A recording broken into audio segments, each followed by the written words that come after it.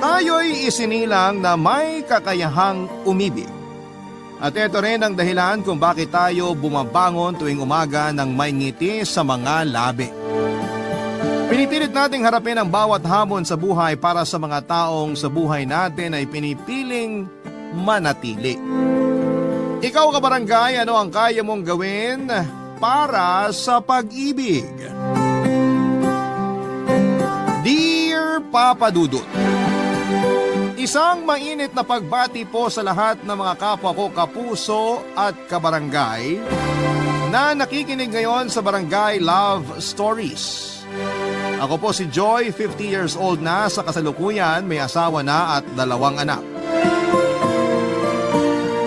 Papadudot sa Bato, Camarines Sur ako lumaki at aaminin ko na hindi ako kagandahan.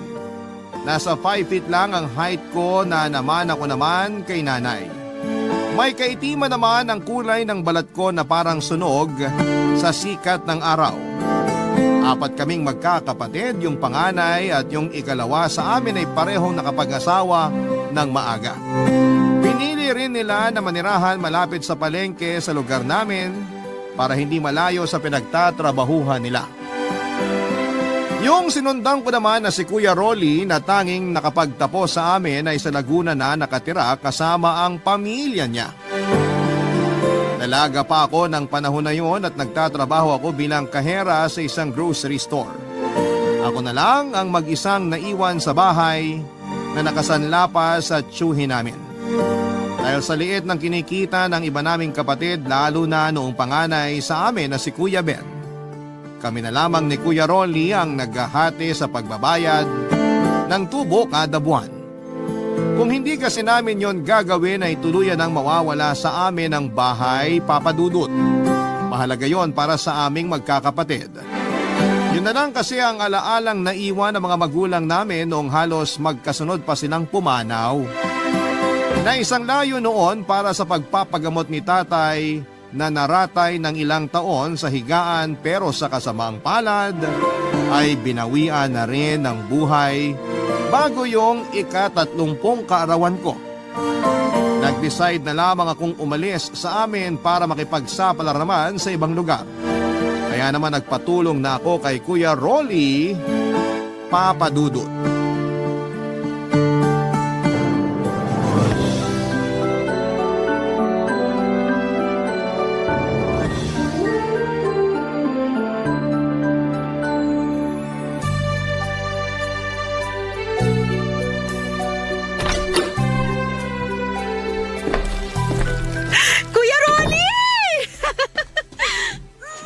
Grabe ka, Joy! Ang bigat na ng mga braso mo ah. Para mapipisa na ako sa higpit ang yakap mo eh. Sobrang saya ko lang, kuya. Akala ko kasi bukas padating mo eh. Nag-iimpake pa lang kaya ako ng mga gamit ko. Ngayon talaga yung uwi ko para masurpresa ko kayong 3. Ito nga pala, may mga pasalubong ako sa inyo. O ito, may buko pie dyan. Espesyal yan sa Laguna. Salamat, kuya. Sarap nito. Mamaya pala, pupuntahan ko sina kuya para sabihin na nandito ka na. O sige, kamusta naman dito sa atin? Ganun pa rin. Baku-baku pa rin yung kalsada, tapos marami pa rin chismosa na walang magawa sa buhay kundi pag-usapan yung buhay ng may buhay. Ano ka ba? Hindi ako interesado sa mga tao rito. Tsaka nakita ko naman yung itsura ng kalsada. Kayong 3 ni na kuya, kamusta? Okay naman sila. Nakakaraos kahit papano. Minsan nag-aabot din ako ng pera kay Kuya Ben. Minsan kasi matumal yung pasada ng tricycle, lalo na ngayon, maulan. Walang pasaherong makuha. Di tulad sa grocery na may pasok pa rin, umulan man o umaraw. Hindi ko na nga sila inoobliga na mag-ambag sa bayad sa bahay eh. Pasensya ka na kung ikaw nang umako sa pagbabayad nito mga huling buwan. Nagkasakit na naman kasi yung panganay ko eh. Malaki rin yung nagastos namin sa ospital. Hindi naman ako nagre-reklamo. Naiintindihan ko naman kayo. Kaya nga gusto ko makaalis para makahanap ng mas magandang trabaho. Yung bang mas malaki yung sahod. Yung ba talagang dahilan? Ay, isa na yon. Teka, bakit tinatanong mo pa ako eh? Mukhang alam mo rin naman yung sagot. Ay nako, kalimutan mo na yung lalaking yun. Tagal na nun eh. 3 na yata yung anak nun tapos hindi ka pa nakaka-move on? 3 na nga ang anak niya. 2 lalaki tapos 1 babae. Yung asawa naman niya, ayun, buntis na naman. Bakit parang nagpapakabiter ka naman dyan? Hindi ah. Huwag mo na kasi silang pansinin. Ikaw naman yung nahihirapan eh. Alam mo naman na siya yung first boyfriend ko. Simula nung naging kami, ibinuhos ko na sa kanya yung pagmamahal ko. Kala ko nga kami na talaga eh. Tapos dumating lang yung babae na yun, nakalimot na siya. Naiintindihan kita, Joy. Baka kasama lang kayo dun sa mga pinagtagpo pero di tinadhana. Tanggapin mo na lang na maluwag sa loob mo para makausad ka na rin. Hindi siya ganun kadali. Hanggat nakikita ko sila, hindi mawawala yung sakit dito sa puso ko. Kaya ba gusto mo na umalis dito? Sige na, oo na. Pero gusto ko rin maiba yung mga nakikita ko. Hindi yung dito na lang umiikot yung mundo ko. Parang wala namang asenso dito eh. Kaya nga ako nandito para sunduin ka. Siguradong matutuwa yung ate mo tsaka yung mga pamangkin mo. Ang liit pa nila nung huli mo silang makita. Namimiss ko na nga yung mga pamangkin ko. May mapapaiyak na naman ako nito. Kayo naman kasi, sa malayo pa kayo tumira. Doon kasi ako nabigyan ng magandang oportunidad eh. Nga pala, tuloy na tayo pa Laguna bukas ng umaga, no, kuya? Oo, 2 araw lang kasi yung paalam ko sa trabaho. Naku, dapat pala magpaalam na ako sa mga kaibigan ko rito. Baka magulat sila kung basta na lang ako mawawala. Sabihan mo na rin sina kuya na dito na maghapunan mamaya. Maaga kasi tayo luluwas bukas para makaiwas sa traffic. Oo kuya, sila muna pupuntahan ko bago yung mga kaibigan ko. Dadaling ko na rin tong buko pie para matikman na nila. Teka, di ba may nasabi ka sa akin nung tumawag ka? Tungkol yun dito sa bahay eh. Ay, isa pa nga yun, kuya. Sabi raw kasi ni Chong, kailangan na nating tubusin tong bahay kasi kung hindi, ibebenta na raw nila. Ha? Ganon? Bakit biglaan naman? Narinig ko kasi sa mga pinsan natin na hindi okay yung trabaho ni Chong sa ibang bansa. Kailangan daw nila ng pera. Hindi yun tama. Malino yung usapan noon. Saka hindi naman tayo pumapalis sa pagbabayad ah. Panggigipit na yung ginagawa nila. Yun nga rin iniisip namin ni na kuya. Ay, teka, dito ka muna. Ako nang kakausap kay Chang. Mabuti pa nga kuya, baka sakaling mapagbigyan pa tayo. Hindi pwedeng mawala sa atin tong bahay. Oo sige, susubukan ko.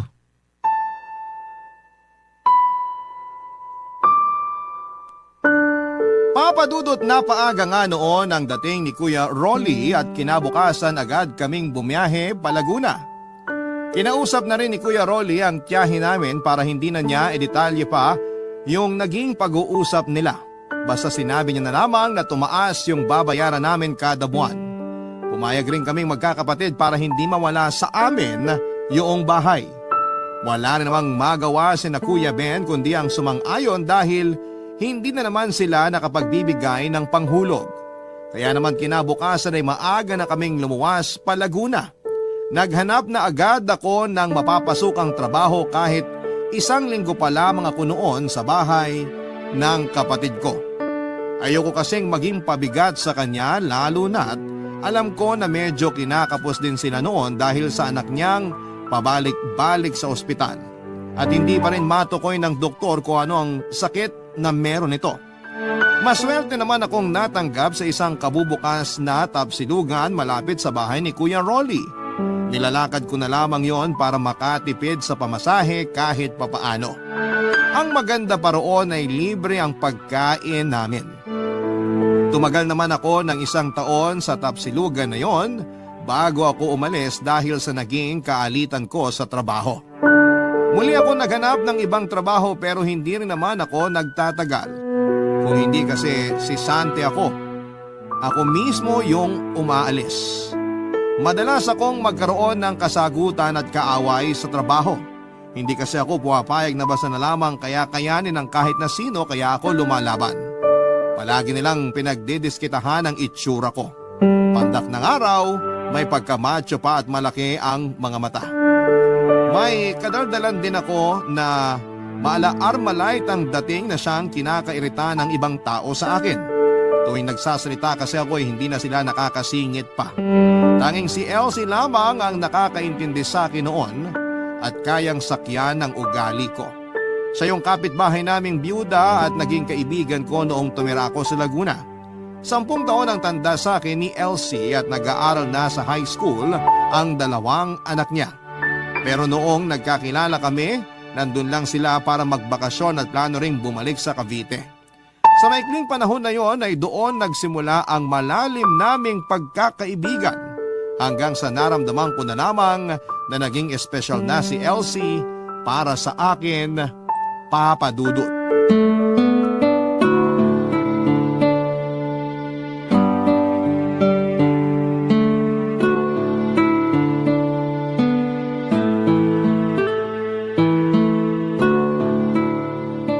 Umalis ka na naman sa trabaho? Ano na naman bang nangyari? Hindi ko na kasi nagugustuhan yung ginagawa nila sa akin, kaya pinagsabihan ko. Kaso ayun, ako na naman yung lumabas na masama. Sana hinayaan mo na lang sila. Kahit saan naman kasi may mga ganong klase ng tao. Mamimihasa yung mga yon kung lagi na lang hahayaan. Sus! Tignan mo nga kung ano nangyari sa'yo. Ay, maghahanap na lang ako ng ibang trabaho. Huwag na nga natin pag-usapan yun. Pag-usapan na lang natin yung tungkol sa atin. Ano naman yung tungkol sa atin? Yung sinabi ko sa'yo nung isang araw. Na gusto mo ko? Baka nababaitan ka lang sa akin. Buti kung hindi ko alam kung ano yung nakaraan mo. Kung di ka naniniwala, bigyan mo ako ng pagkakataon na patunayan sa'yo. Bata ka pa nga. Hindi mo pa alam ang sinasabi mo. Bata ka dyan! 32 na, bata pa rin sa'yo. Kita mo yung mata mo? Lumalaki na naman. Di ka talaga mabiro. Mata ko na naman nakita mo. Wala ka rin pinagkaiba sa mga dati kong katrabaho na laging pinipintasan tong mga mata ko, pati itsura ko. Hoy, grabe ka. Hindi na ba kita pwedeng biruin? Ay, siya nga pala. Hiring sa amin. Baka gusto mo mag-apply. Baka naman hindi ako matanggap dun. Subukan mo lang mag-apply. Ayaw mo bang magkasama tayo sa trabaho? Siyempre gusto ko, kaso di ba sa Cavite yung trabaho mo? Ang layo naman kung dito pa ako uwi sa Laguna. Apply ka muna. Saka mo na isipin yung tutuluyan mo. Kung sakaling matanggap ka, pwede ka naman sa apartment ko tumira. Hati na lang tayo sa lahat ng gastusin. Parang gusto ko yung naisip mo na magkakasama tayo sa isang bahay Tinatawa-tawa mo dyan. Di pa yun sigurado. Di ka pa nga nag-a-apply eh. Madali na lang yun. Kumpleto naman ako sa requirements eh. Lagi ata atong handa. Kapag nagkatrabaho ka na ulit, sana naman. Pigilan mo yung pagiging maiinitin ng ulo mo. Wala naman sa akin yung problema eh. Nasa iyo na rin kasi pinapatulan mo sila. Pag-aralan mong habaan ng pasensya mo. Madadala mo yun kahit saan ka mapunta. Sige, para sa'yo gagawin ko. Hindi ko naman kasi gusto makipag-away eh. Pinipilit lang nila ako para matanggal sa trabaho. Uy, alam mo naman pala eh. Okay, sige na. Magtitimpi na ako sa susunod. Dapat lang. Ang hirap kaya mag-apply ng trabaho ngayon. Kailan pala ako pwede mag-apply? Sa Lunes na. Sumabay ka na lang sa akin pang umaga ako noon. Ngayon pa lang nagpapasalamat na ako sa'yo.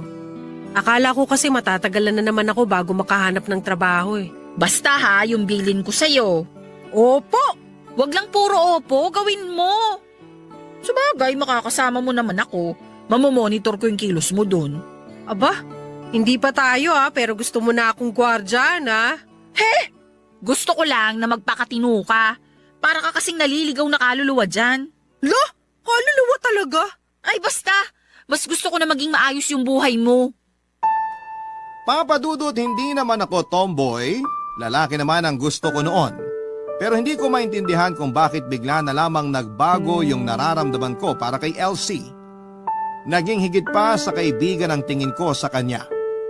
Pero hindi rin ako sigurado kung gusto ko na nga ba talaga siya o masyado lamang akong napalapit sa kanya dahil sa pagiging mabait niya sa akin. Hindi man direktang sinabi ni Elsie ang nasa puso niya. Masaya na ako na maramdamang nagmamalasakit siya sa akin kahit papaano at gusto niya rin akong mapabuti. Simula naman nang tumira ako sa bahay ni Kuya Rolly ay hindi ko na ibinaalam sa kanya ang mga personal kong problema. Ayoko na kasing dumagdag pa sa mga alalahanin niya. Hindi ko rin sinabi sa kanya ang tungkol sa gulong kinasangkutan ko noon sa trabaho. Matapos nga ang araw ng pag-uusap namin ni Elsie ay agad ko nang inayos ang mga kakailanganin ko sa pag-a-apply. Papadudot linggo pa lamang ng hapon ay sumama na ako kay Elsie pauwi ng Cavite. Maaga kasi ang pasok niya kinabukasan at plano ko na lamang noon na sumabay sa kanya. Nang araw lang din na yon, ako nagpaalam sa kuya ko. Ramdam ko naman noon na parang hindi nito gusto ang ginawa kong pagsama kay Elsie. Kahit nga noong bago pa lamang kaming magkakilala, alam ko na hindi siya gusto ni Kuya Rolly. Hindi naman ito nagbigay ng paliwanag kung bakit. Naisip ko lang na baka nahalata na rin ng kuya ko yung nararamdaman ko para kay Elsie. Pagkatapos kong mag-apply ay bumalik muna ako sa bahay ni Kuya Rolly habang naghihintay ng tawag. Pero wala pa rin akong natanggap kahit ilang linggo na ang lumipas. Kaya naman hindi na ako umasa pa na makakasama ko si Elsie sa trabaho, Papa Dudut. Mga ilang araw pa matapos yon ay bigla na lamang may tumawag sa akin. Pinababalik ako para kunin yung referral na gagamitin sa pagpapamedical ko. Natulala pa ako noon sa sobrang saya ko, Papa Dudut.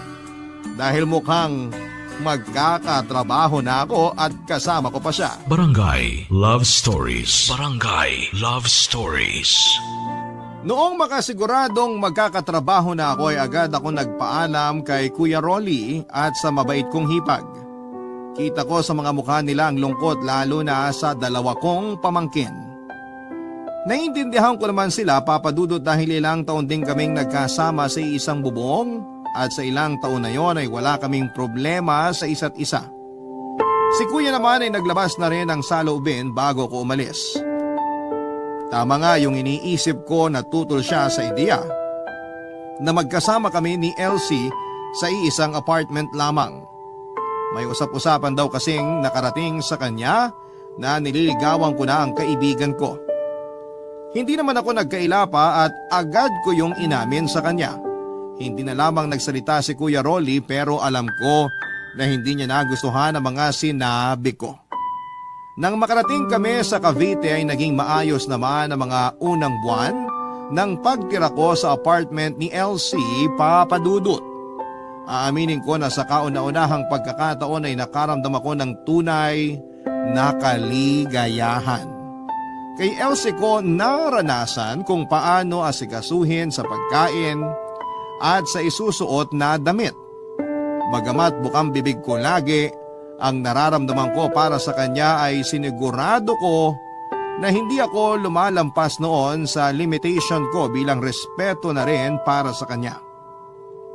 Kung naging maayos ang samahan namin noon ni Elsie sa isang bahay, kabaliktaran naman pagdating sa trabaho. Katulad sa mga nauna kong trabaho ay marami rin ang naiinis sa akin. Isang umaga nga ay pinatawag ako ng supervisor. Kasama rin doon yung line leader namin. Ganon na lamang ang gulat ko nang malaman na pinaghihinalaan pala ako na siyang kumuha sa nawawalang wallet ng isa sa mga katrabaho namin. At nang i-check nila yung locker ko ay nakita nga ng security guard yung nawawalang wallet sa loob nito. Nagpaliwanag ako at ipinagtanggol syempre ang sarili ko pero mas pinaniwalaan nila ang isang testigo. Yun ay walang iba kundi si Carla na may lihim na galit sa akin, Papa Dudut.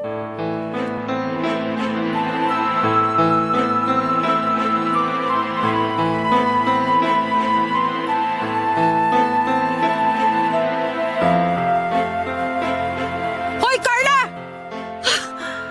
Anong ginagawa mo dito sa locker room? Di ba pinatawag ka? Wala pa akong sinasabi pero mukhang guilty ka na agad. Halata sa mukha mo, oh. Tumabi ka nga sa daraanan ko. Aray! Ano ba? Nananadya ka ba?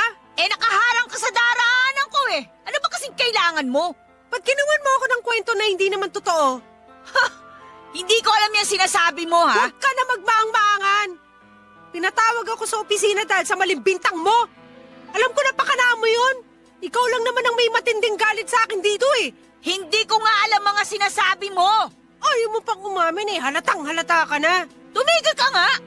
Pagkatapos mo magnakaw tsaka ka maghahanap ng masisisi? Kita mo na? Wala pa nga ako sinasabi. Alam mo na agad yung dahilan bakit ako pinatawag? Pakana mo yan, oh! Ano naman ngayon? May magagawa ka ba? Sa locker mo nakita yung nawawalang wallet. Alam nga namang isipin nila na hiniram mo lang yon. Kahit kailan hindi ko yung magagawa. Hindi kami ganun pinalaki ng mga magulang namin. Talaga? O bakit doon nakita yung wallet sa locker mo? Malamang nilagay mo! Ikaw lang naman yung pwede gumawa nun! Ha! Teka, bakit nga ba hindi ko naisip na boyfriend mo yung secure na nag-check ng locker ko? Hindi kaya... Hindi ko siya boyfriend! Tsaka wag mo nga kami pagbintangan! Talaga? Nahuli ko nga kayo eh. Kaya siguro ginawa mo to para mapaalis ako. Akala mo siguro pagkakalat ko. Kung totoo man yon, wala ka nang pakialam doon. Labas ka na sa relasyon namin! Ganun naman pala eh. Bakit kailangan mo pa akong gawa ng kwento? Pinagmukha mo pa akong magnanakaw? Sigurado naman ikaw at yung boyfriend mo naglagay ng wallet na yun para mapagbintangan ako eh. Ano kung kami nga? Wala ka na magagawa. Tanggal ka na rin naman. At saka, wala ka ring pruweba sa mga pinagsasasabi mo. Sama talaga ng ugali mo. Sabihin mo sa supervisor natin yung totoo. At bakit ko naman gagawin yun? Kasi hindi ako magnanakaw. Ha? Walang maniniwala sa'yo. Magnanakaw ka na nga, sinungaling ka pa. Ngayon ka pa ba magsisinungaling marami nang nakarinig sa'yo? Tingin mo magsasalita sila laban sa akin? Tropa ko yung mga yan eh. Ha? Oh, kita mo na? Tinatawanan ka lang nila. Bakit ba galit na galit kayo sa akin, ha? Wala naman akong ginagawa sa inyo, ah! Wala daw. Tigilan mo nga yung mga drama mo. Hindi ako nagdadrama lang. Ikaw kaya yung malagay sa katayuan ko. Sige nga. Gusto mo lang naman yata mandamay eh. Palibasa, wala kang pamilyang binubuhay. Anong wala? Hindi ka nga pala babae. Pero sino bang binubuhay mo? Si Elsie? Hindi ko na kailangan pa ipangalandakan kung sino binubuhay ko o kung saan napupunta yung kinikita ko. Mabuti pa, umalis ka na. Walang may gusto sa'yo rito, no? Bakit? Ikaw ba may-ari ng pabrika para paalisin ako? Ha?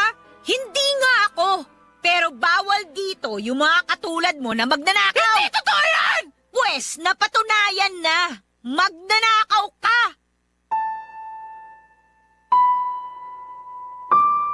Kahit na anong pigil ko noon sa sarili ko, Papa Dudut, ay hindi na ako nakapagpigil na sampalin si Carla.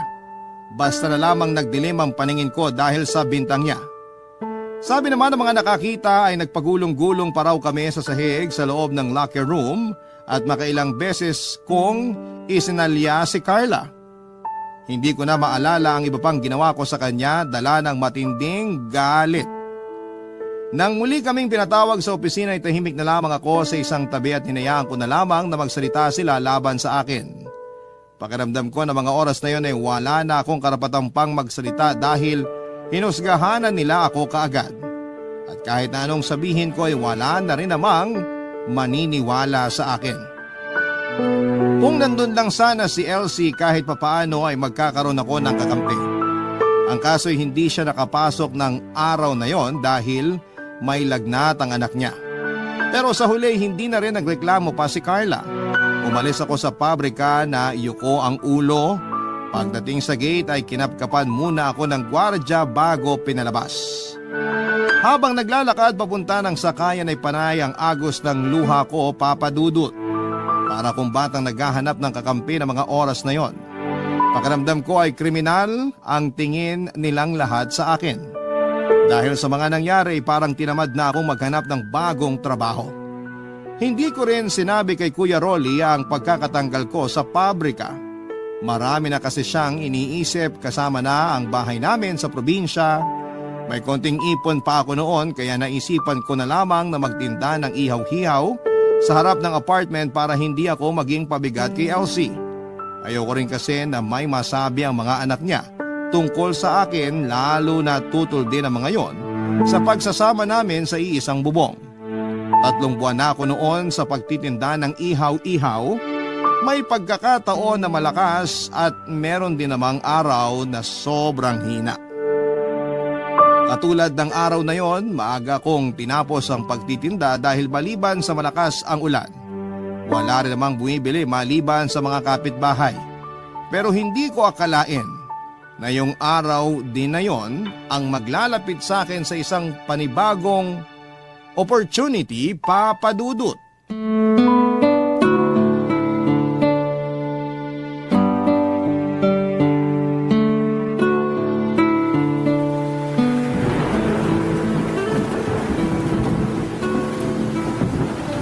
May bagyo ba? Lakas ng hangin at ulan eh. Kaya nga eh, may kulog at kidlat pa. Pero sabi sa balita, habagat lang daw. Sino nga pala yung kausap mo kanina? Ah, yung pinsan ko na nagtatrabaho sa Hong Kong. Yung kinakwento ko sa'yo na British yung mga amo. Dumating kagabi. Pinapapunta nga tayo sa kanila eh. Sabi ko sa 1 linggo na lang. 1 buwan naman siya rito eh. Ah, oo, naalala ko siya. Yung mabait yung mga amo. Oo. Ay nga pala, may nabanggit din siya sa akin. Ano yun? Yung kaibigan daw kasi ng amo niya ay nagpapahanap ng kasambahay na Pinay. Baka gusto mo. Kasambahay? Naku, baka doon naman ako makahanap ng kaaway. Wala ka namang kasama sa bahay. May trabaho yung mag-asawa, tapos wala ring anak. Linis, luto at pag-grocery lang ang gagawin mo. Saan ka pa? Makapasa naman kaya ako ron. Kaya nga gusto kang makita ng pinsan ko. Mabait yun, parang ikaw lang. Parang lalaki kong kumilos pero babae naman talaga. Sino namang may sabi sa yung babae ako? Haligang kita dyan eh. Magtigil ka nga dyan. Basta pag nagustuhan ka ng pinsan ko, sunggaban mo agad yung trabaho. Sagot naman na magiging amo mo lahat ng gastos eh. Sige na nga, makasakaling doon ako swertehin. So swertihin ka na talaga. Yun na yung kapalit na mga pangit na nangyari sa'yo. Eh paano ka? Mag-isa ka na lang dito. Minsan pa naman eh, nahihilo ka dahil sa pagtaas ng presyon mo. Ay, wag mo akong intindihin. Nandyan naman yung mga anak ko eh. Pwede naman ako magpasama sa bunso ko. Salamat ha. Hindi mo ako iniwan kahit marami ako naging problema. Malaking tulong yun. Ano ka ba? Ikaw nga tong marami nang naitulong sa akin. Lalo na sa pera. Mas inuuna mo pa nga akong tulungan kaysa sa kapatid mo eh. Kahit nagalit na sila sa'yo noon, hindi mo kami iniwan. Kaya dapat lang na ibalik ko yung kabutihan mo. Ginawa ko yun kasi mahalaga ka sa akin. Mahalaga ka rin sa akin. Para nakayakit ang kapatid. Yun lang ba talaga? Ay nako, gusto kong magkaroon ka pa rin ng sarili mong pamilya. Malay mo, pagpunta mo sa Hong Kong, doon mo matagpuan yung mapapangasawa mo. Bongga yun. O basta, wag mo lang akong kakalimutan. Nang aasar pa talaga to eh. Hoy, hindi yun pang-aasar. Sana talaga doon ka na makahanap ng mapapangasawa. Trabaho yung ipupunta ko ron, hindi paghahanap ng asawa, no? Eh malay mo nga, hindi natin masasabi yung magiging kapalaran mo sa Hong Kong. Huwag ka mag-alala. Sinabi ko sa pinsan ko maayos kang kasama sa bahay. Talagang ibinenta mo na ako sa pinsan mo, ha? Siyempre naman. Gusto ko kasing makapunta ka sa Hong Kong. Para kapag nandun ka na, saka ako ikukwento sa mga katrabaho natin yung magandang nangyari sa'yo. Okay, ikaw ang bahala.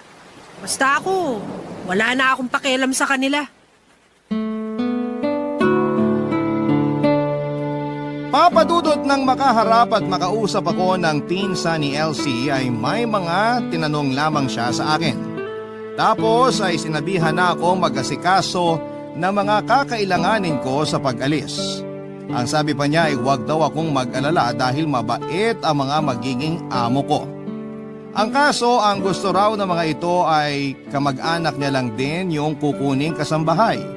Kaya naman pagdating namin sa Hong Kong ay nagpanggap na lamang kami na magpinsan. Papadudot, wala namang naging problema sa mga papeles ko at mabilis din akong nakakuha ng passport. Pagkatapos ng 2 buwan ay nakaalis kaagad ako noon papunta sa Hong Kong. Pero nagpaalam muna ako kay Kuya Rolly bago tuluyang umalis. Tumawag din ako sa 2 ko pang kuya na nasa probinsya namin. Baka sa tono nila ang excitement na makakapunta ako sa ibang bansa. Hindi pa nga ako nakakaalis ay nanghihingi na agad sila noon ng pasalubong na ikinatawa ko na lamang. Hanggang sa dumating na nga yung araw ng pag-alis ko. Halo-halo ang nararamdaman ko noon habang papunta pa lamang kami sa airport. Sina Kuya Rolly at Elsie ang naghatid sa akin. Parang gusto ko na ngang mag-back out noon dahil pakiramdam ko. ay hindi ko kakayanin ang mag-isa. Lalo na't malayo ako sa mga mahal ko sa buhay. Ngunit tuwing sumasagi naman sa isipan ko, yung masasamang nangyari, yon ang nagtutulak sa akin na ituloy ang pag-alis. Hanggang sa makasakay ako ng eroplano. Naroon pa rin ang takot ko sa bagong landas. Natatahakin ko. Sa kabilang banda ay natutuwa din naman ako kahit marami ng pangit na nangyari sa buhay ko noon.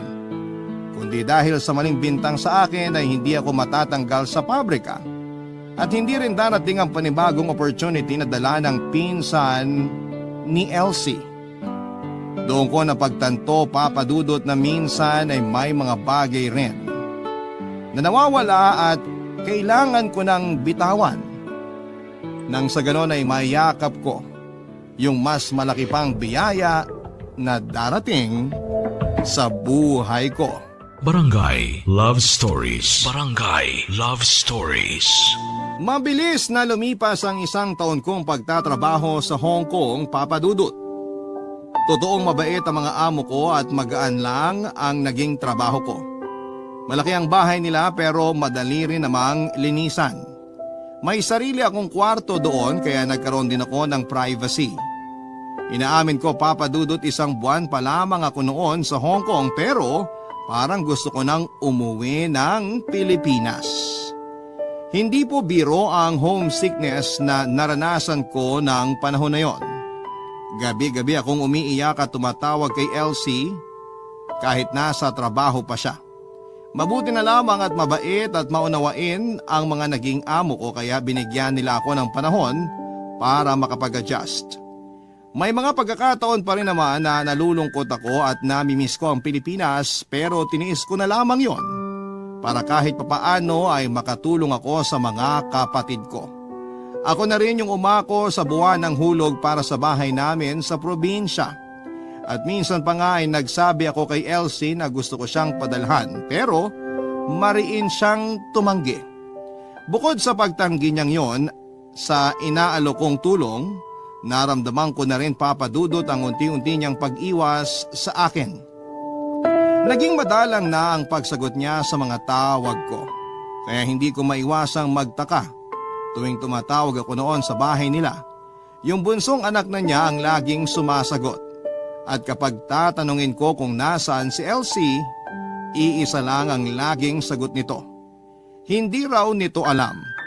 Akala ko noon ay wala na talaga siyang balak na kausapin ako pero nagulat na lamang ako nung siya na mismo ang tumawag sa akin, Papa Dudut.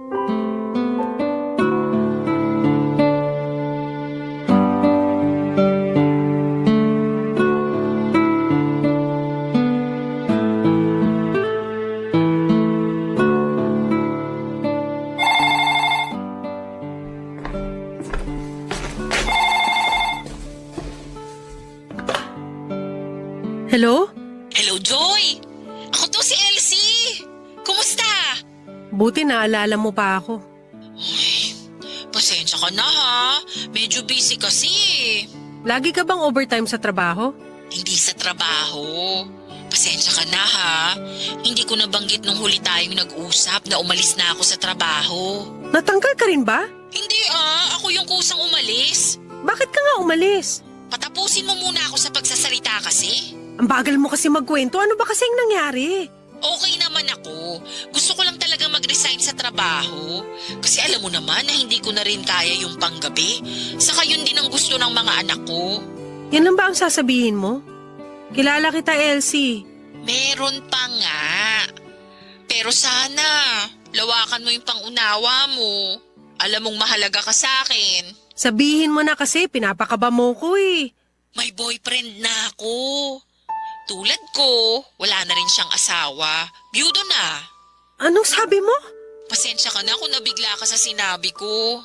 Okay lang ako, pero tama ba yung narinig ko? Oo, sana maunawaan mo ko. Kasundurin niya yung 2 kong anak. Paano na tayo? Diba, pinaliwanag ko na sa'yo yan dati pa. Alam kong pusong babae ka pa rin. Naguguluhan ka lang sa totoo mong nararamdaman. Akala ko pa naman pag uwi ko, tayo pa rin. Kaya ba ayaw mong tanggapin yung pera na gusto kong ibigay sa'yo? Alam mong hindi ko kailangan yung pera mo. Mas gusto kong mag-ipon ka o itulong mo na lang yun sa mga kapatid. Matagal na ba kayo? Bago lang.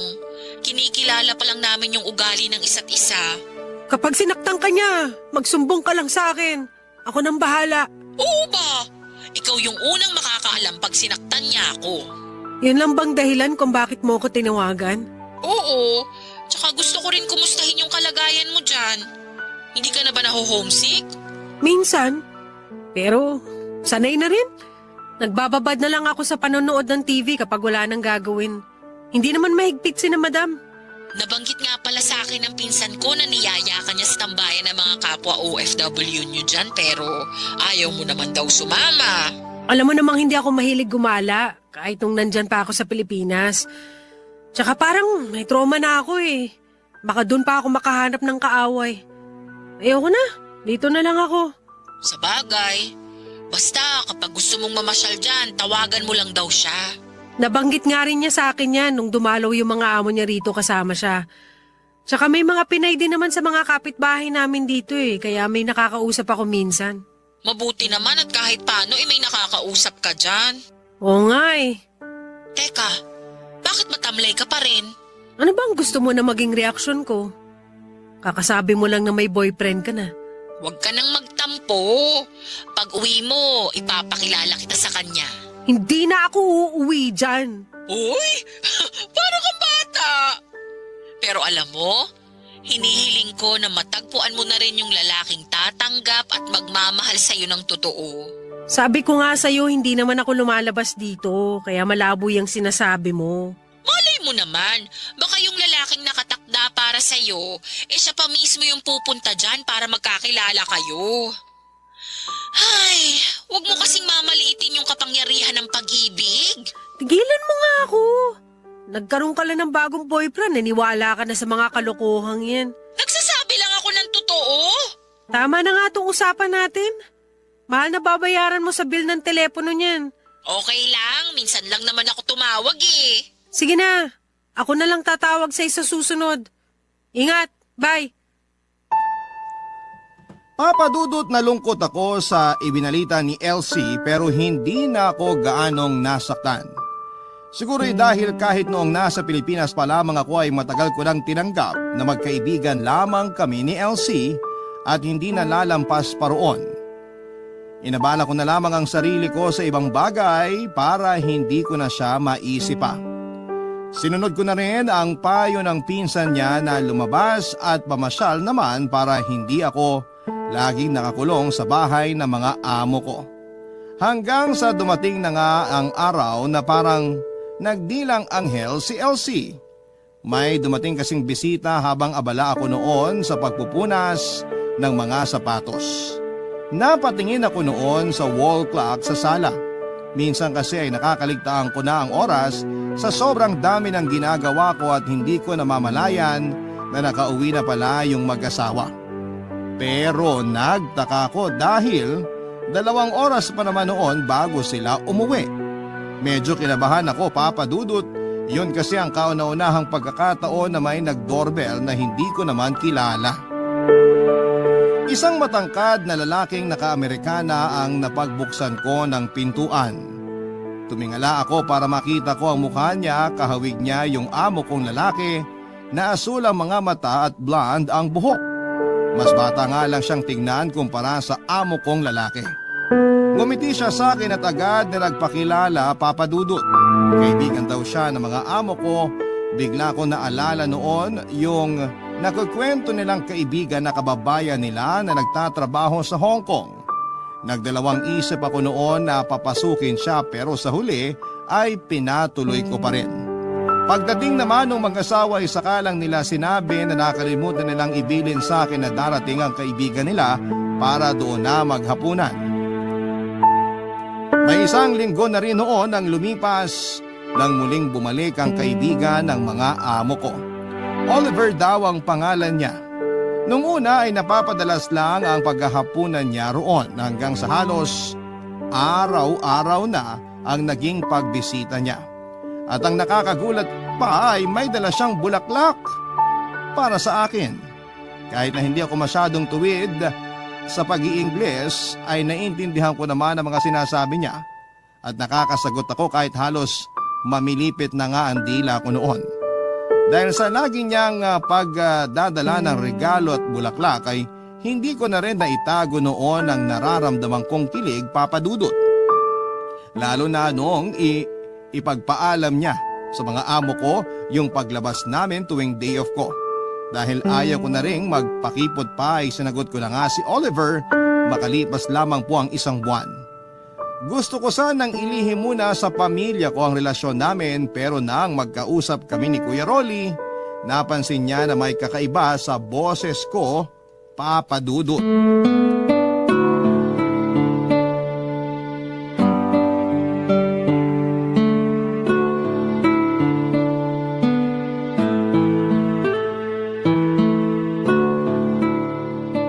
Joy, ikaw pala!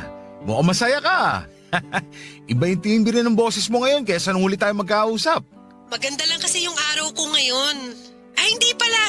Lagi nang maganda yung araw ko. Bakit? May nagpapaganda na ba ng araw mo? Wala ah. Wala daw. Alam ko na meron kang di sinasabi sa amin. Pero okay lang kung ayaw mo sabihin. Sino ba naman ako? Kuya mo lang naman ako. Grabe ka, kuya. Tampo agad. Naririnig mo ba yung tawa mo? Kakaiba talaga eh. Kuya naman eh. Pati tawa ko pinapansin mo pa. Sige, hindi na kita pipilitin kung ayaw mong sabihin. Basta kung ano man o sino man yung nagpapasaya sa'yo dyan, masaya ako para sa'yo. Salamat, kuya. Alam ko naman na sasabihin mo yan eh. Ang totoo niyan, meron talaga. May tiwala naman ako sa desisyon mo kung sino yung gusto mong makasama. Huwag lang sana sa kapwa mo babae. Pero kung yun talaga ang gusto mo, hindi na ako tututol pa. Huwag ka mag-alala, kuya. Lalaki yung nagugustuhan ko. Mabuti naman kung ganon. May bala ka ba na ipakilala siya sa amin? Oo naman, kuya. Tatapusin ko lang yung kontrata ko sa amo ko tapos uuwi kami dyan. Paano nga pala kayo nagkakilala? Di ba halos hindi ka naman lumalabas dyan? Hindi nga. O edi paano nga kayo nagkakilala? Kaibigan siya ng mga amo ko. Pumunta siya rito para dalawin yung mag-asawa kaya kami nagkakilala. Di ba British yung mga amo mo? British din siya? Ganun na nga, kuya. Ano naman reaksyon ng mga amo mo sa relasyon nyo? Okay lang naman sa kanila. Basta hanggat hindi natatapos yung kontrata ko, tuloy pa rin yung trabaho ko. Eh yung boyfriend mo, ano yung sabi sa pagtatrabaho mo sa mga kaibigan niya? Gusto na nga niyang bayaran na lang yung natitira kong 1 taon sa mga amo ko. Ako lang ang may ayaw. Nahihiya kasi ako sa mag-asawa eh. Ang bait kaya nila sa akin. Ayoko nung basta ko na lang silang iiwan sa ere. Tama yung desisyon mo. Hindi mo kailangan magpadalos-dalos. Ayoko nang magkamali ulit. Kung sakali man ay hindi kami nakalaan para sa isa't isa, at least sinubukan ko ulit buksan yung puso ko sa isang lalaki. Naks! Joy, ikaw ba yan? Ako to, kaya! Ako to! Para kasi binago ka na ng pagpunta mo dyan sa Hong Kong eh. Iba ka na magsalita. Parang hindi na ikaw yung Joy na kapatid ko ah. Hindi Hong Kong yung nagpabago sa akin, kundi yung mga karanasan ko sa buhay. Ay, wala na akong masabi. Basta, ikaw pa rin yung bunso ng pamilya. Okay lang ba na bangkitin ko sa dalawa pa nating kuya yung tungkol sa boyfriend mo? Oo naman! O siya, hihintayin na lang namin yung pagbabalik mo kasama siya. Ingat ka dyan. Hindi rin natuloy ang una kong plano na umuwi pagkatapos ng 1 taon. Matapos kasi ang kontrata ko sa mga amo ko ay agad na nagaya ang boyfriend ko na magpakasal na kami, Papa Dudut. Agad ako nagbuntis noon at naging maselan pa ang kalagayan. 2 taon na noon yung panganay namin nang umuwi ako ng Pilipinas para magbakasyon. Ipinakilala ko na rin sa mga kapatid ko ang napangasawa ko at naging maayos naman ang una nilang paghaharap. Muli rin kaming nagkita ni Elsie na masaya na sa bago niyang buhay. Nang makita nga niya yung asawa ko at nalaman niya kung papaano kami nagkakilala, nagkatawanan na lamang kami dahil nagkatotoo yung mga sinabi niya noon. Natuwa naman ako dahil nanatili pa rin kaming magkaibigan kahit pareho na kaming may sariling pamilya. 1 buwan lang kaming nagbakasyon sa probinsya namin at bumalik na rin kami ng Hong Kong.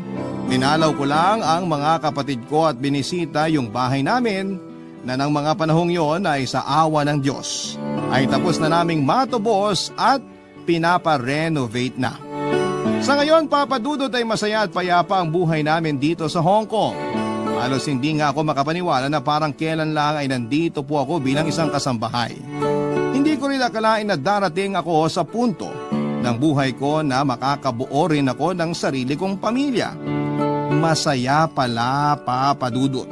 Kaya hindi ko pinagsisihan na nakipagsapalaran ako sa kabila ng naging takot ko noon. Hanggang dito na lamang po ang kwento ko at sana po ay nakapagbigay ng inspirasyon sa iba kahit na sa pamamagitan lang ng kwento ng buhay ko. Iisa nga lang ba talaga ang mundo? O meron pa itong katulad na hindi natin nalalaman? Ganon ba man pag sinabi nating dalawang mundo, ibig sabihin ang lugar na ginagalawan natin ay magkaiba. Ang pwede at hindi pwede. Ikaw, kabarangay, nasubukan mo na bang magkaroon ng dalawang mundo? Dear Papa Dudut, magandang araw po sa inyo. Ako po si Landon, 30 years old na po ako sa ngayon. Pero ang kwento ko po ay nangyari sa akin 10 taon na ang nakakaraan. Maaga po akong naulila sa mga magulang ko. Ang nanay ko po ay sa sakit at ang tatay ko naman ay sa isang aksidente sa trabaho. Naiwan po nila sa akin ang bahay na ipinundar nila at ang halaga ng insurance na bigay ng kumpanya ng tatay ko. Naubos na po ang perang naiwan nila pero nagamit ko naman po yon sa mga importanteng bagay. Nagamit ko para maituloy ang pag-aaral ko noong high school hanggang sa makagraduate. Wala po kong kapatid kaya ako lang po talagang nagtaguyod sa sarili ko. May girlfriend po ako, si Molly, kaedad ko po siya. Buhay pa naman po ang parehong magulang niya kaya may suporta siyang natatanggap. Pero hindi din naman po siya galing sa marangyang pamilya. Kaya sapat lang po ang kita ng tatay niya para pantustos sa pangangailangan nila. Alam din naman po ni Molly na hirap na din ang tatay niya. Kaya gusto niyang makatulong sa kanyang tatay.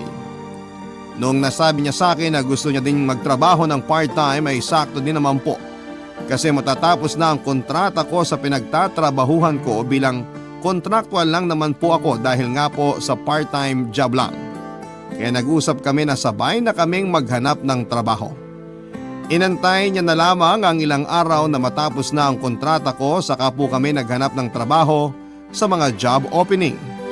Mabuti na lang po at madali na ngayon dahil online na ang initial application bago maisalang sa interview. Basta ang ginawa namin ay nag-apply kami pareho sa lahat ng makita namin.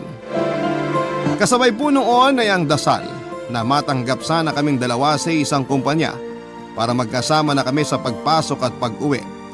Total naman po ay pareho ang schedule na binigay namin para nga po hindi makasagabal sa pag-aaral namin, Papa Dudut.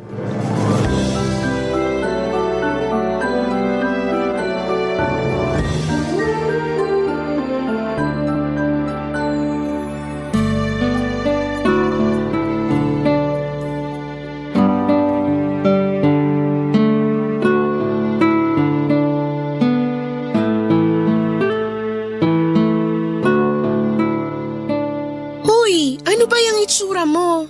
Ha? Bakit? Anong bakit?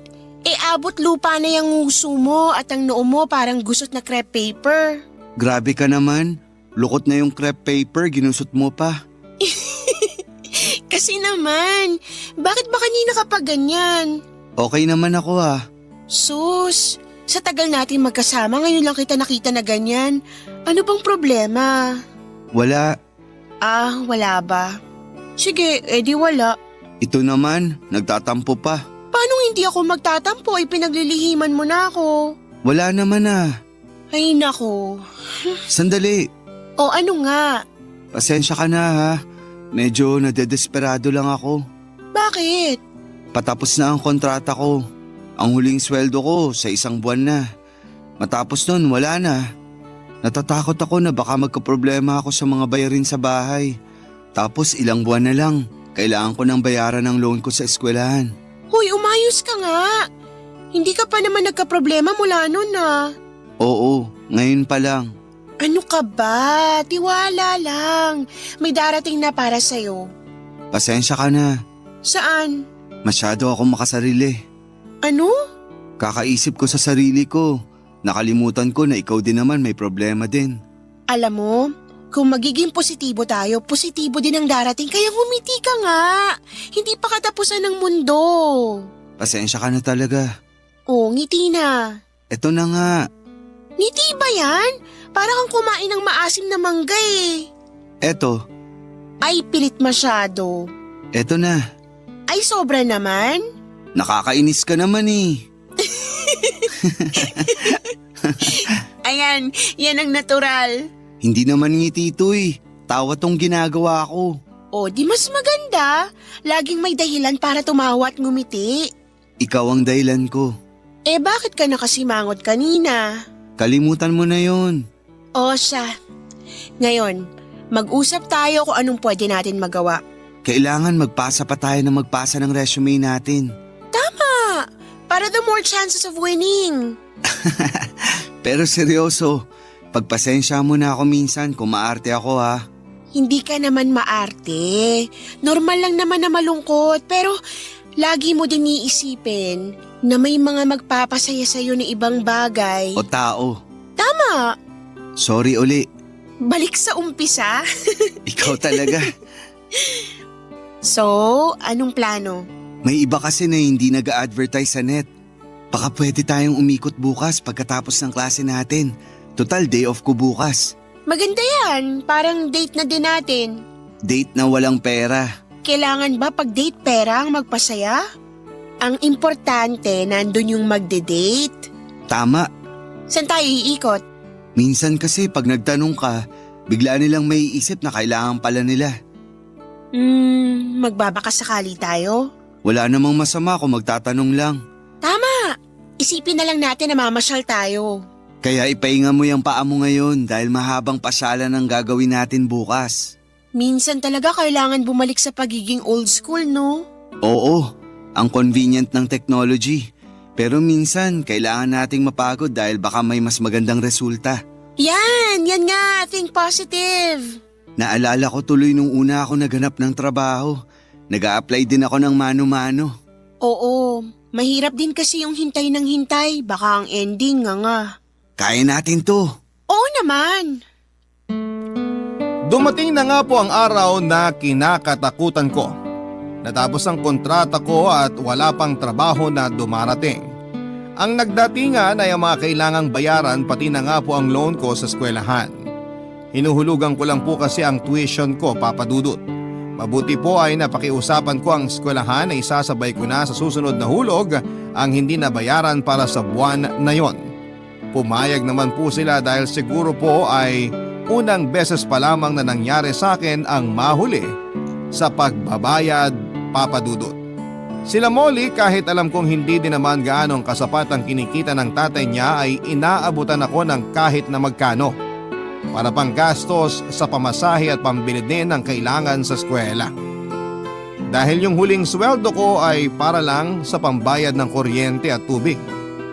Nahihiya po ko kila Molly pero pag pinipilit niya na kunin ko ang inaabot niya ay kinukuha ko na din po dahil wala na po talagang natitira sa akin.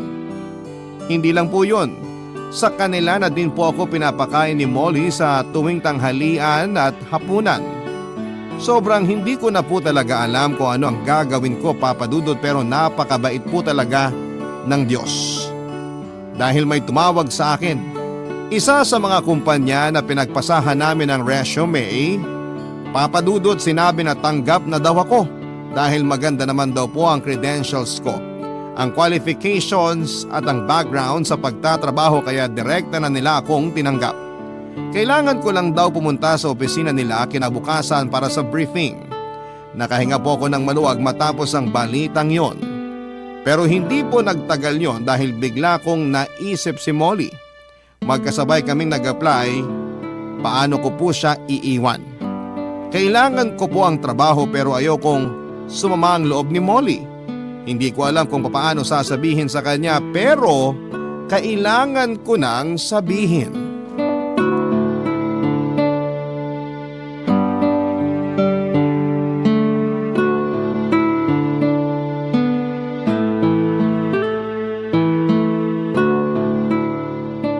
Kumusta ka?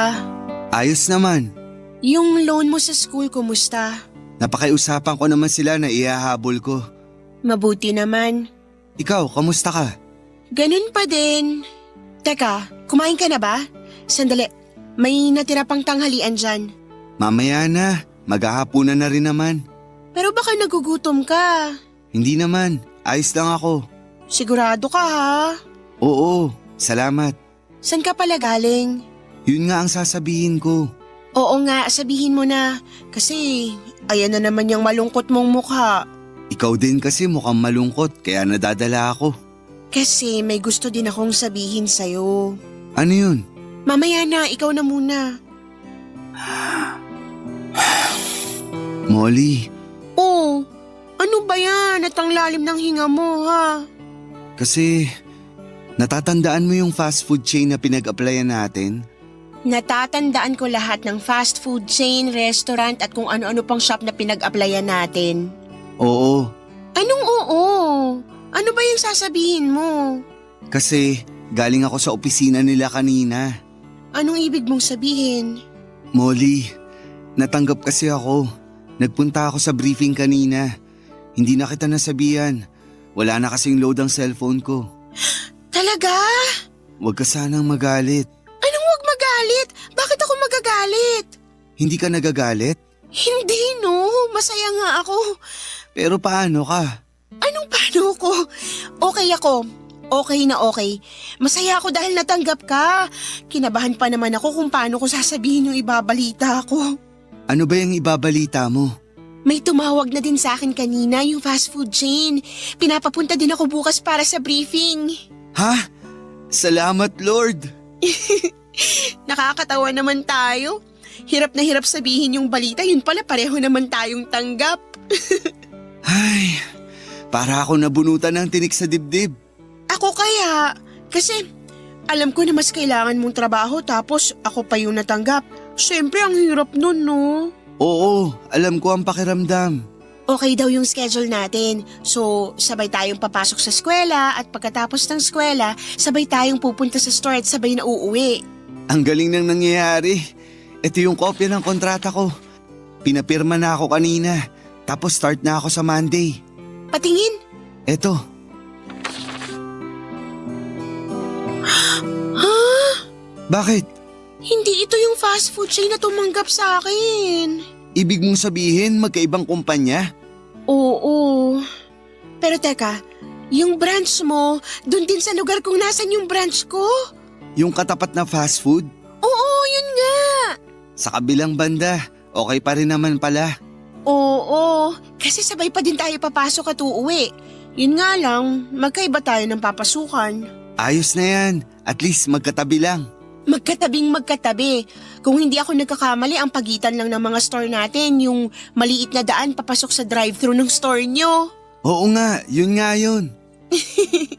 Nakakatawa naman. Pwede tayong magkawayan kasi parehong glass wall yung tapat natin. Oo nga. Ay, pabor pa din talaga sa atin ang nangyari. Salamat naman. Ako kaya kailan magsisimula? Sana Lunes na din para sabay na tayo. Ay, anong oras ang briefing mo bukas sa office nyo? Umaga din ang schedule ko. Sige, sasamahan kita. Punta ka na lang ng mas maaga para makapag-almusal muna tayo dito. Sige. Wala kaming paglagyan ng saya ng hapon na yon, Papa Dudut. Minsan talaga dapat na hindi unahin ang takot dahil hindi naman natin alam kung ano ang magiging katapusan. Masyado ko na stress kakaisip kung paano ko sasabihin kay Molly, napakadali lang pala at ang resulta ay pumabor pa sa aming dalawa. Kahit abala sa pag-aaral ay nagiging masaya para sa amin ang pagtatrabaho dahil magkasama kami. Si Molly dahil unang beses niya pa lamang maging working student ay inalalayan ko. Kasi alam ko yung hirap ng transition sa aralang, ang inaatupag at yung sabayang aral at pagtatrabaho. Hindi naman naging mahirap kay Molly kasi una ay gusto niya naman ang ginagawa niya. Pangalawa ay masaya siya dahil mas nagkakasama kami at pangatlo ay nakakatulong siya sa mga magulang niya. Planadong planado na din ang routine namin buong araw. Mula pagpasok sa umaga hanggang sa pag-uwi sa gabi. Para hindi kami magsawa ay iniiba-iba namin ang ruta namin pauwi at paminsan-minsan ay naglalakad kami para hindi rin kami magsawa. Pag maaga akong lalabas sa duty ko ay pumapasok muna ako sa store nila Molly at doon ko siya hinihintay. Ganon din siya sa akin, Papa Dudut, pero pag madaming tao sa mga stores namin ay sa labas na lamang kami naghihintay para hindi naman nakakahiya na nakatambay kami sa mga stores namin. Pero may hindi magandang bagay ang sasabihin sa amin. Barangay Love Stories. Barangay Love Stories. Papa Dudut, masaya kami sa trabaho namin, sa nangyayari sa amin at sa gawin namin kapag pauwi na. Pero hindi ko naisip na magbabago pala yon dahil sa mga pulisiya ng pinagtatrabahuhan namin. Kinausap ako ng management ng store namin na hindi daw ako pwedeng pumasok o pumunta sa store nila Molly. Kahit tubarin ko pa daw ang uniforme ko dahil para daw mas gusto ko ang produkto nila kesa sa amin. Kahit na anong paliwanag ko ay hindi ito pinakinggan ng manager ko. Sa halip ay mas uminit pa ang ulo niya sa pagpapaliwanag ko. Hindi daw ako pwedeng kumain ng produkto ng kabila habang nagtatrabaho pa ako sa fast food kung saan ako nagtatrabaho. Tinakot pa niya ako na pwede niya akong tanggalin kapag naulit pa ang mga bagay na sinabi niya. Ang pinaka hindi ko maintindihan ay hindi daw kami pwedeng makitang magkasama ni Molly ilang metro mula sa pinagtatrabahuhan namin. Sa makatuwid po ay hindi kami pwedeng magkasabay, mag-usap o magtinginan ni Molly. Kailangan ko po ang trabaho ko kaya sumang-ayon na lamang ako sa kanya. Kaya ng araw na yon ay nag-message na lamang ako kay Molly na sa ikalawang kanto na lamang kami magkita pag uwi. Sumang-ayon naman po siya. Nang magkita kami ay parang ang tagal kong hindi siya nakita dahil nga po sa utos ng manager ng pinagtatrabahuhan ko. Saka kami nag-usap at doon ko lang nalaman na sinabihan din pala siya sa kanila. Pero hindi kasing grabe nang sinabi sa akin ay sinabihan lang siya na huwag papasok sa amin kung naka-uniforme kahit naka-jacket pa ito. Yun lang naman po ang sinabi sa kanya, Papa Dudut.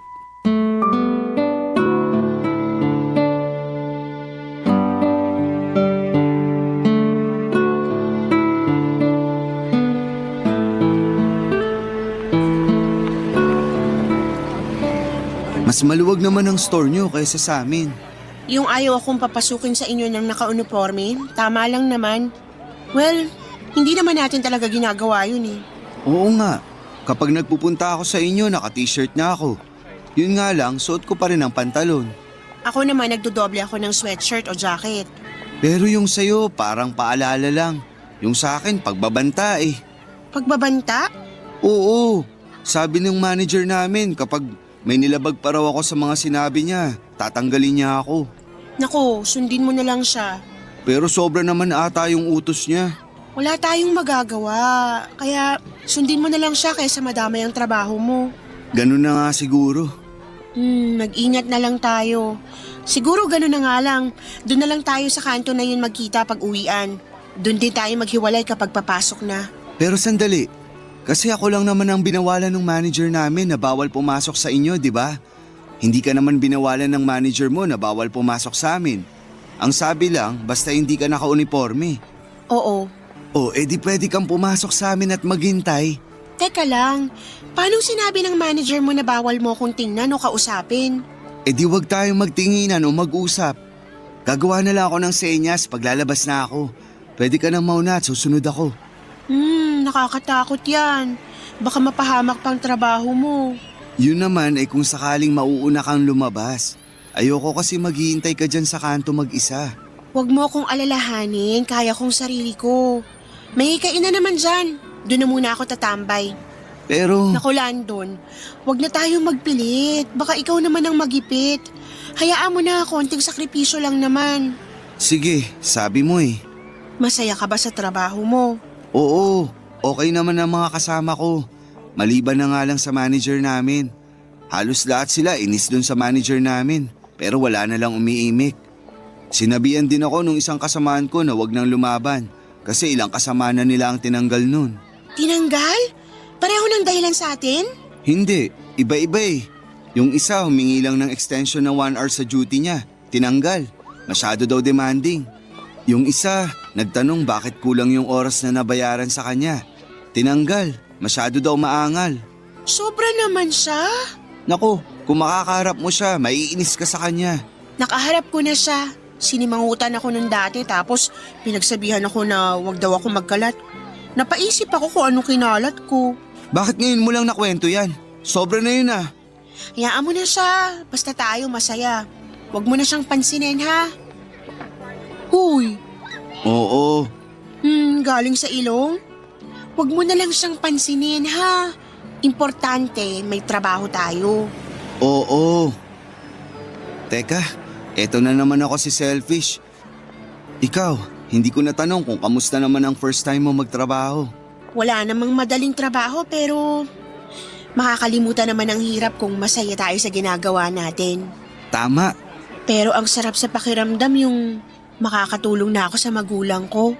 tama ka. Sayang nga lang, hindi naramdaman ng mga magulang ko na natulungan ko sila. Sorry, ang insensitive ko. Hindi, totoo naman. Naalala ko lang sila mama at papa. Ay, wag na nga tayo malungkot. Sa unang sweldo ko, saan mo gustong pumunta? Ano ka ba? Masaya naman ako kahit nasa bahay lang tayo. Ang importante ngayon, may aayos mo lahat ng kailangan mong ayusin. Tsaka na tayo magplano.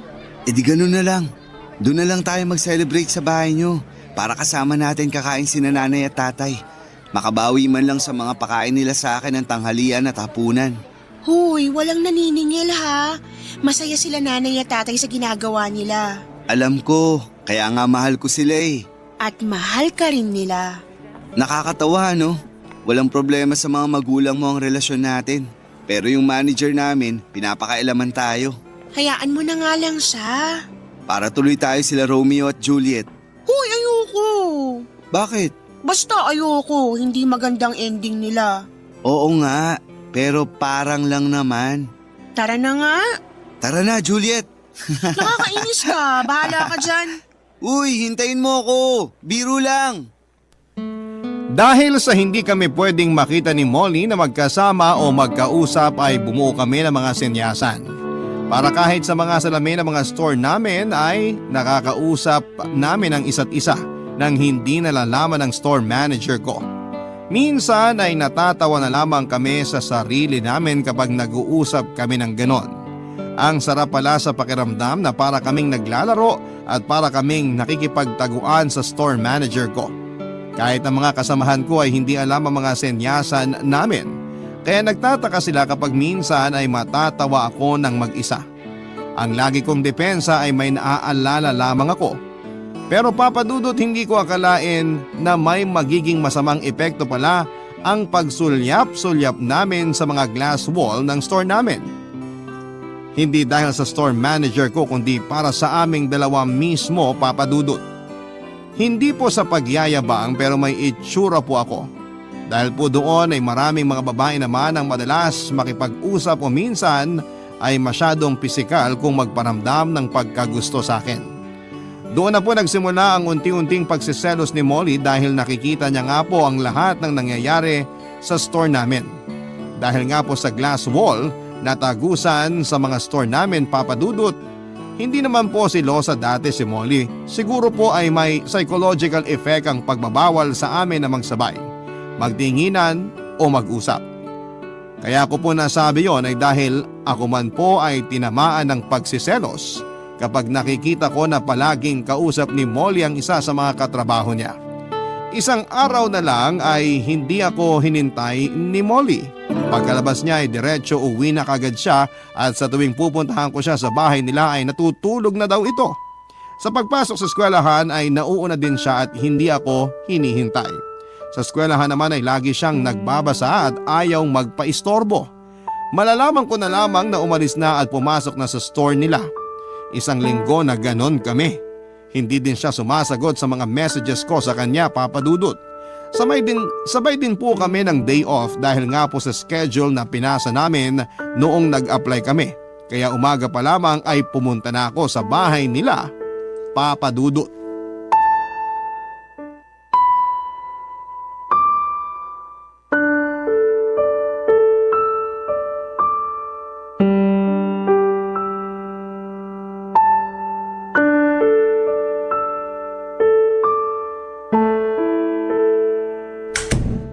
Molly, Anong ginagawa mo dito? anong ibig mong sabihin?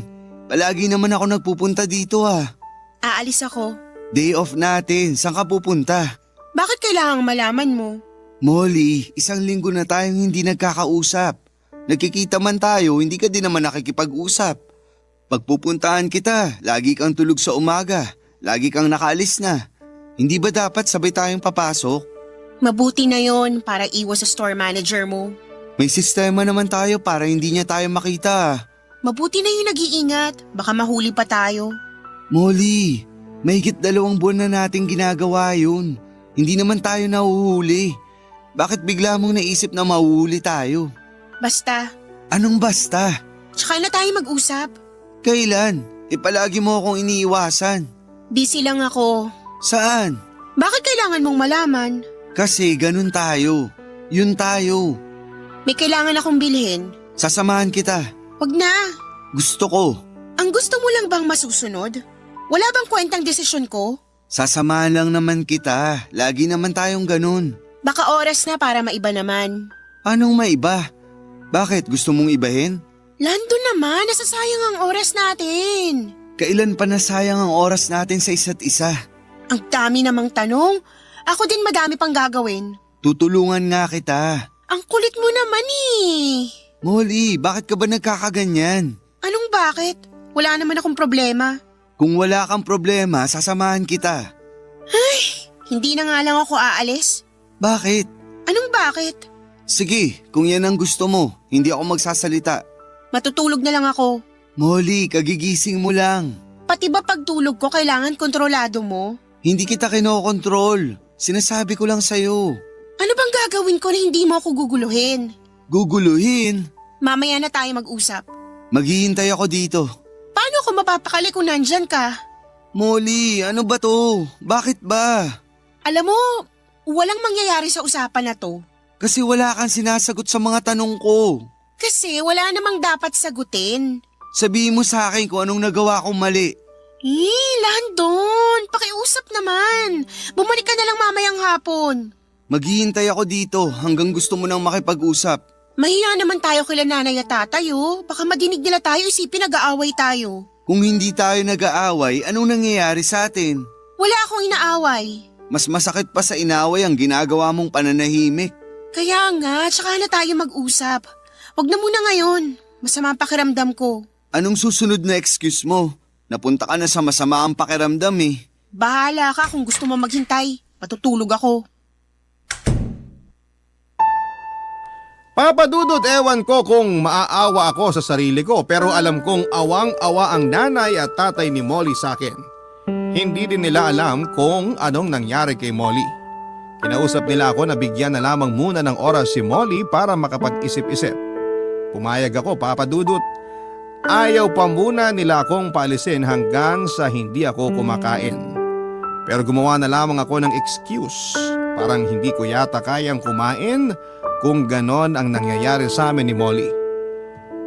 Hindi na ako kumain pero mas hindi ako makatulog. Buong magdamag akong nag-isip. Inabot ako ng umaga, tinanghali ako ng gising at hindi na ako nakapasok sa eskwela at na-late pa ako ng kalahating oras sa pagpasok sa trabaho.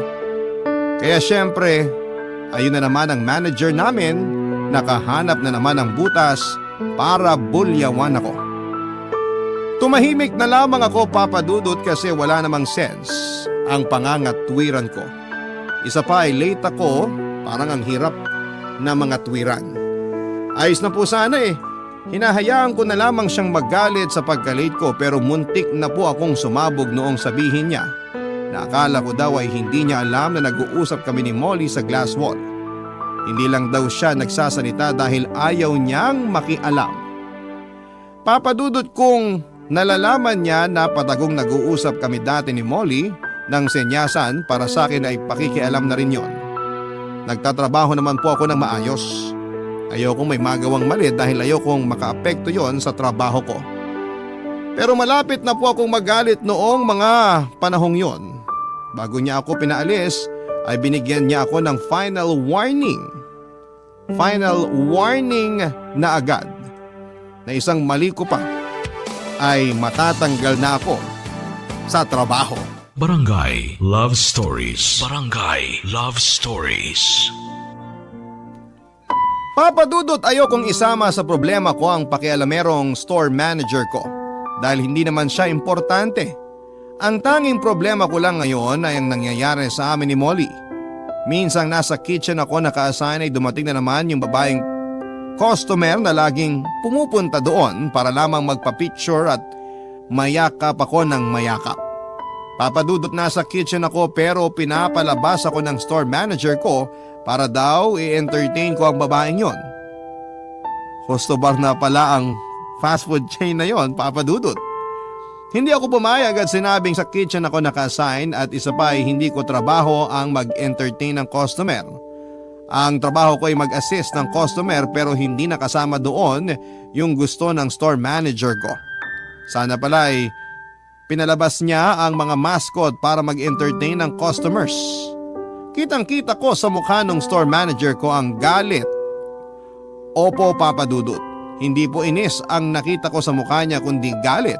At alam kong maghahanap na naman yun ng butas para mapagalitan ako o kaya yung binabalak niyang pagtanggal sa akin.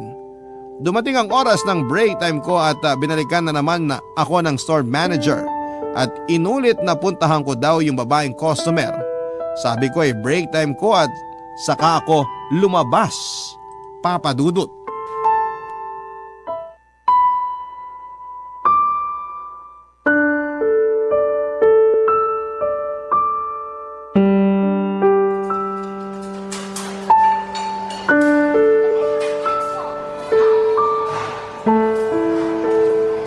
Molly, Anong ginagawa mo dito?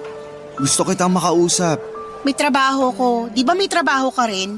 Break time ko naman. Ako hindi, kaya hindi ako pwede makipag-usap. Sige, alam ko naman na magbe-break ka na rin kaya maghihintay ako.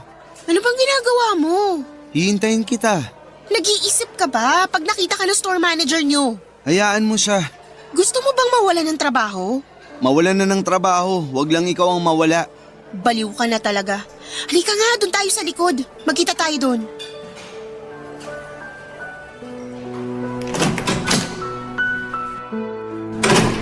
Bakit ba sa oras ng trabaho mo gustong makipag-usap, ha?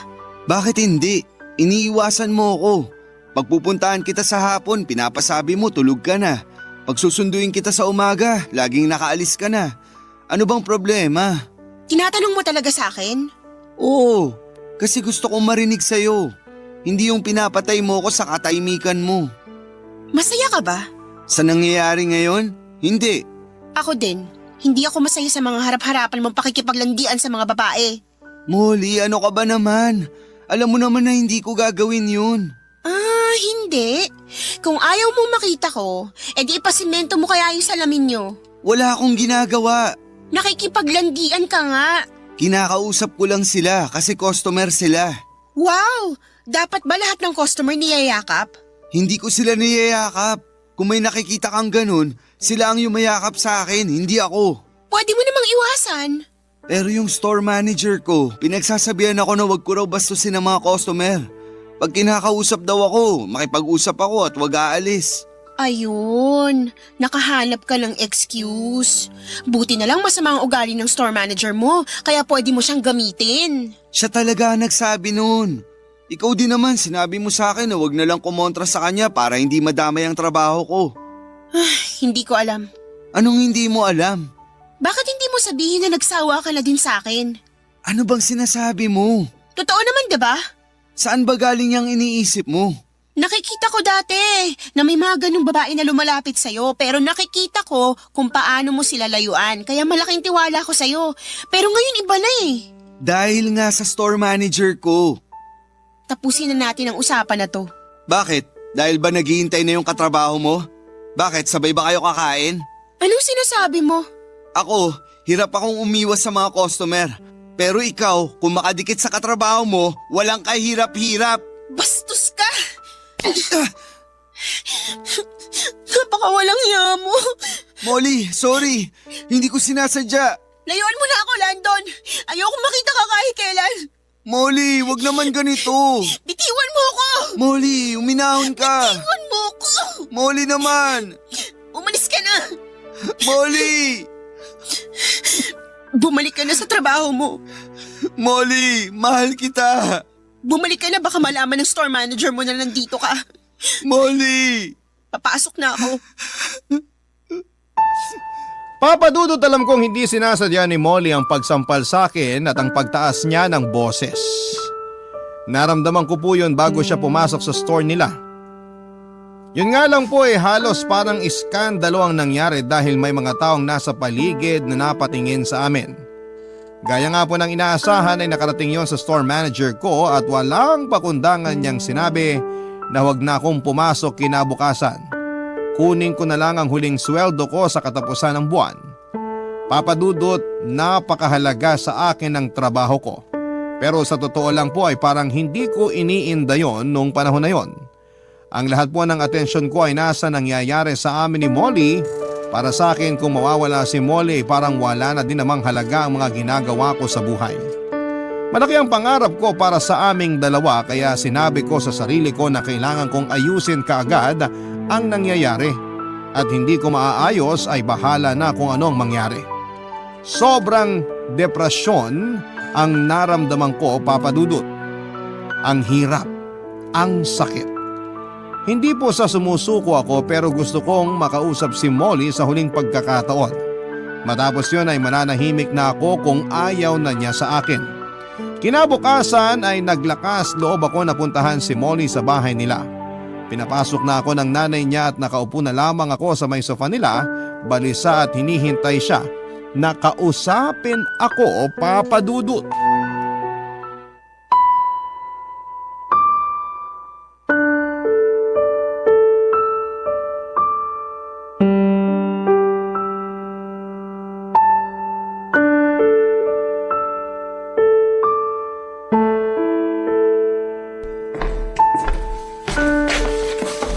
Molly, Maupo ka. kamusta ka? Mabuti naman ako. Ikaw? Hindi totoo yan. Ha? Hindi totoong mabuti ka. Anong totoo, Landon? Totoo? Kumusta ka? Yung totoo, hindi mabuti. Ako rin, hindi mabuti. Molly, sana diretsuhin mo na ako. Bakit ka ba nagagalit sa akin? Bakit bigla-biglang nag-iba ang tingin mo sa akin? Dahil dun sa babaeng madalas na kayakap mo. Hindi ko siya niyayakap. Maniwala ka. Kaya ako lang kinakausap yon dahil inuutos ng store manager ko. Totoo yan. Oo, naniniwala na ako. Nakausap kong isa sa mga kasama mo. Kinuwento niya sa akin kung paano kamanduhan ng store manager niyo. Patawarin mo ko Sana kinausap muna kita bago ko naniwala sa nakikita ko. Alam mong mahal na mahal kita. At hindi nagbago, nagbabago at lalong hindi magbabago yun. Patawarin mo ko. Wala kang kasalanan. Biktima lang tayo ng mga sitwasyon. Mahal kita, Landon. Molly, napakasarap madinig ng sinabi mo. Yan lang ang mahalaga sa akin. Paano ka na ngayon? Ha? Naikwento din sa akin ng kasama mo na tinanggal ka sa trabaho dahil tinanggihan mong utos ng store manager niyo na i-entertain yung babaeng yun. Oo.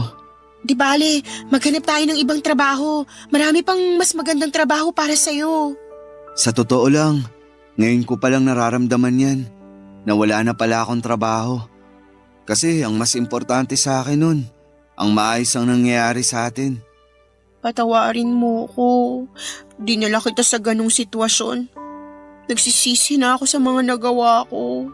Huwag mo nang sisihin ang sarili mo. Sabi mo nga na marami pang naghihintay na mas magandang trabaho para sa akin. Tama, Ikaw, kamusta ang trabaho mo?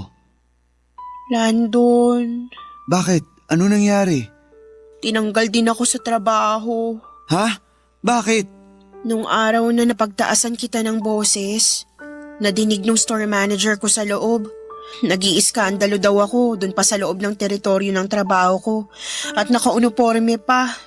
Sorry, Molly. Oh, wala ka namang kasalanan eh. Ako'y nagtaas ng boses. Isa pa, hindi ko naman dapat ginawa yun. Kaya ako din, mas importante sa akin yung tayo kaysa pagkawala ng trabaho ko. Pero paano ka na? Kaya pa naman. Magsusubok pa din ako na maganap ng trabaho. Sabay tayo. Sasamahan kita. Sige, sana lang wag na maging gaya ng dati. Mas marunong na tayo kaya kaya na natin ang ganong klaseng sitwasyon. Basta sana, wag nating kakalimutan na mahal natin ang isa't isa. Tama ka. Kamusta sila nanay at tatay? Hindi ba kinakapos? Magaling namang mag-budget si nanay kaya kumakasya naman ang sweldo ni tatay. Nahihiya na ako sa kanila. Bakit naman?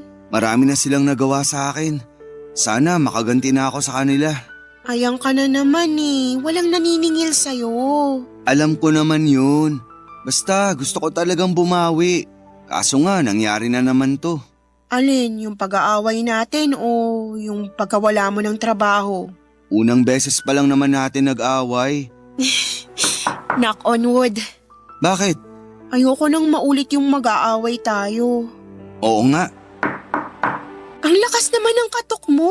Baka akalain nila nanay at tatay may kumakatok. Meron naman talaga. Ha? Meron ba? Oo, tayo.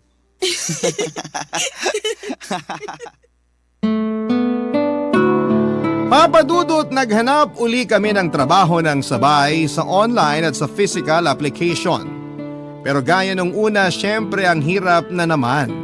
Nag-inquire din kami kung may mga job fair na nagaganap pero wala. Hindi kami susuko kahit limitado lang ang oras namin sa pag-iikot dahil nga po may klase po kami. Ay wala kaming sinasayang na oras. Habang nangyayari yon ay may nagsumbong pala sa pinaka-management ng kumpanya ng fast food chain na dati kong pinagtrabahuhan tungkol sa ginawa sa akin ng store manager sa branch namin. Nalaman ng management na tinanggal ako dahil sa pagpunta ko sa kakompetensyang store at sa hindi ko pagsunod sa gusto niyang i-entertain ko ang mga customers. Sinabi ng management na hindi pulisiya ng kumpanya ang mga ginawa ng store manager ko. Bukod sa ginawa sa akin ay nai-report din ang mga ginawa niyang pagtanggal sa mga naunang nagtatrabaho doon dahil lang sa sariling batas at kagustuhan ng store manager na yon. Papadudo tinanggal sa trabaho ang store manager na yon at sa kabutihang palad ay tinawagan ako at ibinalik sa trabaho. Sila pa ang humingi ng dispensa sa mga nangyari sa akin. Pinag-aaralan din nila ang background ko, qualifications and credentials. Nakita nila na pwede na daw pala akong itaas sa posisyon. Papadudot, ako na ang ilalagay sa posisyon ng dating store manager ko. Oo, papadudot. Magiging store manager na ako. Alam din nila ang sitwasyon ko dahil nag-aaral pa ako kaya willing silang mag-compromise sa schedule para hindi maapektuhan ang pag-aaral ko. Total naman daw ay gagraduate na ako. Isa pa pong bonus ay binigyan ako ng scholarship ng kumpanya kaya libre na ang nalalabing araw ng pag-aaral ko. Papadudot dahil si Molly ay wala pa ding nakikitang trabaho, hindi na ako nag-overthink kung papaano sasabihin sa kanyang balita na may trabaho na muli ako. Kasi doon kami nagkakaproblema, yung ayaw sabihin dahil baka masaktan ng isa. Diretso kong sinabi kay Molly at tuwang-tuwa siya. Good karma daw ang mga nangyari. Nagsuggest ako kay Molly na huwag na muna siyang magtrabaho hanggang hindi nakakatapos. Sinabi ko na tutulong din ako sa pag-aaral niya dahil total ay wala na akong gagastusin hanggang makatapos. Kaya na makatapos kami ng pag-aaral ay nagpakasal na kami at nagsama. May 3 na kaming anak sa ngayon at namumuhay ng napakasaya. Si Molly may business na itinayo pero tungkol sa mga damit. Ayaw niya ng negosyong pagkain kasi baka daw maging kakompetensya pa daw ng store na pinagtatrabahuhan ko. Pero biro lang naman niya yon. Ang importante masaya kaming lahat. Tumaas na rin po pala ang posisyon ko at sa opisina na ako ng kumpanya ng food chain nakapwesto bilang regional manager. Salamat po Papa Dudut sa pagbasa sa aming kwento. Malaking bagay po sa aming mga kabarangay na merong programa na katulad ng Barangay Love Stories na pwede naming gawing hingahan ng sama ng loob. Mapagkwentuhan ang mga bagay na hindi namin masabi sa iba. Mabuhay po ang inyong programa at nawa ay magpatuloy pa ang Barangay LS sa pagiging number 1. Maraming salamat po sa inyong lahat.